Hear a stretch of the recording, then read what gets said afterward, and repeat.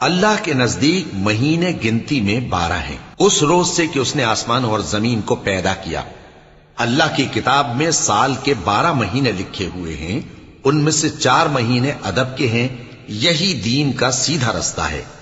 تو ان مہینوں میں قتال ناحق سے اپنے آپ پر ظلم نہ کرنا، اور تم سب کے سب مشرکوں سے لڑو جیسے وہ سب کے سب تم سے لڑتے ہیں، اور جان رکھو کہ اللہ پرہیزگاروں کے ساتھ ہے۔ ادب کے کسی مہینے کو ہٹا کر آگے پیچھے کر دینا کفر میں بڑھ جانا ہے۔ اس سے کافر گمراہی میں پڑے رہتے ہیں۔